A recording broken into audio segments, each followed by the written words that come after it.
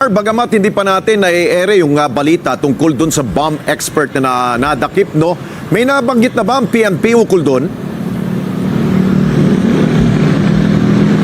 Yes, Alex, kinocongratulate itong si Acting PNP Chief General Jose Melecio Nartates, itong PNP SAF nga, no? Doon sa pagkakaresto ng bomb expert na yan. Inaresto yan, Alex, dyan sa Sultan Kudarat, sa bisa na rin nung tatlong mga warrant of arrest, iba't ibang mga kaso. Sa ngayon ay hawak na siya ng pulisya at nakatakdang iharap sa korte. Alex. Pero itong binabanggit nila na wala silang natatanggap na anumang banta, pero yun nga, di ba, may bomb expert na narito sa ating bansa. Hindi dapat ikabahala yan ng taong bayan, Mar? Alex, hindi naman hiwalay na operasyon itong pag-aaresto dyan sa bomb expert at matagal na yan na minamanmanan nitong mga operatiba, especially nitong PNP Special Action Force at yan ay inoperate nga sa bisa ng lumabas na warrant of arrest at ang pagtitiyak ng PNP yan ay paniniguro na nakatutok sila sa anumang mga banta at minumonitor nila ang sitwasyon sa bansa para masiguro nga yung kaligtasan ng publiko lalo ngayong darating na mahabang bakasyon. At doon Alex. sa Naku, mga kababayan, grabe, matindi ito. Bomb expert. Nakapasok na sa Pilipinas. Buti na lang nahuli, mga kababayan. Delikado ito. Lalo na sa tuwing may mga okasyon, no? Katulad ng mga pagtitipon-tipon ng mga religious group, rally, at kung ano-ano pa. Dahil delikado ito, mga kababayan. At ito ang darating na na kumbaga piyestang patay kung tawagin o yung pagtitipon-tipon sa sementeryo ng mga tao at para dalawin ang kanilang mga mahal sa buhay ay nag-deploy na nga itong AFP at PNP Sanib Puwersa, mga kababayan, para i-secure ang kaligtasan ng mga kababayan natin, lalo na katulad nito mga bomb expert, mga kababayan. At Sanib Puwersa, 50,000 daw ata, mga kababayan, na mga kapulisan po ang i-deploy sa buong Pilipinas para po sa kaligtasan ng ating mga kababayan. Grabe ito, panoorin natin simula umpisa, mga kababayan, para malaman nyo yung balita na ito. Grabe, bomb expert. Kakatakot ito, guys. Ito na. inilagay na sa heightened alert ng PNP ang kanilang boom puwersa. Yan, naka-heightened alert na, mga kababayan, ang buong puwersa ng PNP. Kasama po dito ang AFP, ang Bureau of Fire Protection, PCG, pati ang Coast Guard kasama. Ano pa ba? Lahat na para masecure ang kaligtasan, mga kababayan, ng ating mga kababayan. Tapos may mga rally din na mga pagtitipon, kaya ito ay talagang isinecure na, mga kababayan. Baka sakali yung ibang nagrarally ay didiretso pa sa Malacanang ulit, mga kababayan. Kaya yan, nag-deploy din ng marami talagang kapulisan, mga kababayan. Mula ngayong araw hanggang 3 na Nobyembre para matiyak ang kaligtasan ng lahat ng mamamayan ngayong long weekend. Itinaas na rin sa mahigit sa 50,000 mga pulis ang ipakakalat sa mga 50,000, mga kababayan.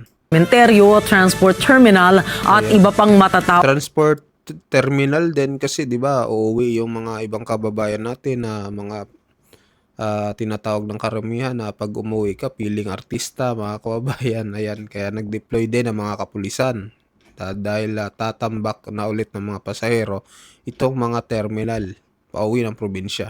Taong lugar sa bansa. Paglilinaw naman ng pambansang pulisya na wala silang natatanggap na anumang uri ng banta ngayong mahabang bakasyon. Kunin natin ang live report ni Mar Gabriel. Mar. Alex, sinimula na ng PNP yung soft deployment ng kanilang mga tauhan ngayong araw sa mga sementeryo, mga transport terminal at iba pang mga matataong lugar. Ipinauubaya naman ng liderato ng PNP sa kanilang mga regional director kung kailangan pang ilagay sa full alert at magdagdag ng tauhan sa kani-kanilang mga lugar.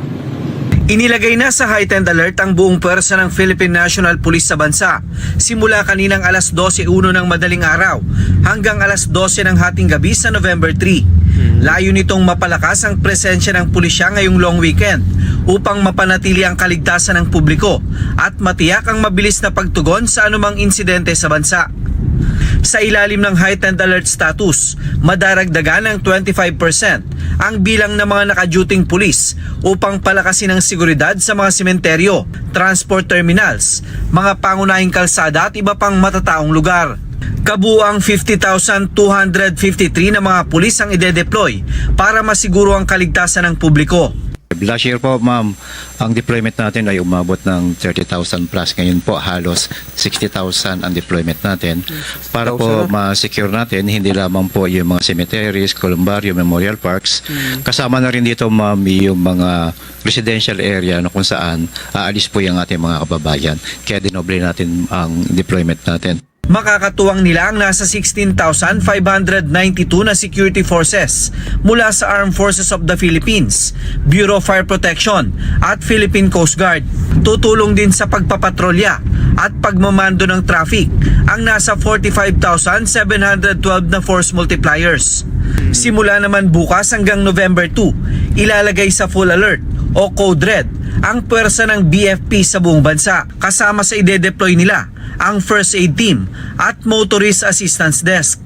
Pagde-deploy ng mga fire truck and ambulance visibility sa mga strategic locations sa ating buong bansa in coordination po with the local government officials po na nakakasakop sa ating mga fire stations sa buong bansa.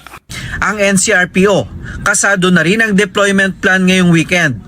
Kasama sa tututukan nila ang 5 pangunahing sementeryo sa Metro Manila, mga bus terminal, pantalan at mga paliparan. May nakahanda rin daw silang bukod na pwersa sakaling magkaroon ng mga kilos protesta. Hindi natin maaalis na sasamantalahin ng ating mga protesters yung kanilang pagtitipon-tipon, kaya kasama po sa ating paghahanda is yung ating deployment. Meron tayong RSSF na nakahandang i-deploy in case po na magkaroon ng mga lightning rallies or mga protesters sa iba't ibang location po dito sa NCR. Ayon sa PNP, wala silang natatanggap na espesipikong banta sa seguridad ngayong long weekend. Wala po tayo na monitor na threats, pero patuloy po yung ginagawa natin na pakikipag-ugnayan sa iba't ibang agencies para kung sakali po na magkaroon man ng biglaan na kailangan nating aksyonan. Hindi naman po tayo magkakaroon ng biglaang aksyon natin, magiging ready pa rin po ang NCRPO. Alex, paulit-ulit na ipinapaalala ng PNP sa ating mga kababayan na kung may mga mapansin sila na mga kahina-hinalang bagay o tao doon sa mga lugar na kanilang pupuntahan, ay agad na dumulog doon sa mga Police Assistance Desk para humingi ng tulong. Maaari ding tumawag doon sa Unified 911 hotline para sa anumang mga emergency at police response. Alex. Okay, Mar, bagamat hindi pa natin nai-ere yung balita tungkol dun sa bomb expert na nadakip, no? May nabanggit na ba ang PNP ukol dun? Yes, Alex, kinocongratulate nitong si Acting PNP Chief General Jose Melechio Nartates, itong PNP SAF nga, no?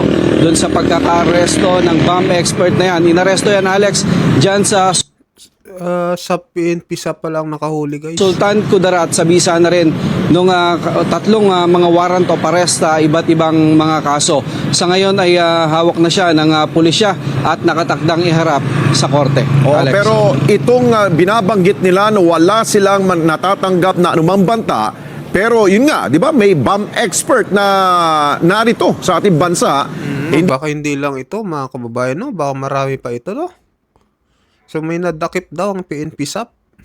Baka mamaya itong mga nahuli ay hindi lang ito, baka marami pa. Nako, delikado ito, mga kababayan. So tama lang itong ginagawa ng kapulisan, no, na mag-deploy sa iba't ibang lugar kasi kawawa ang mga kababayan natin kung ito'y madadamay. ng mga ganitong pasabog, no?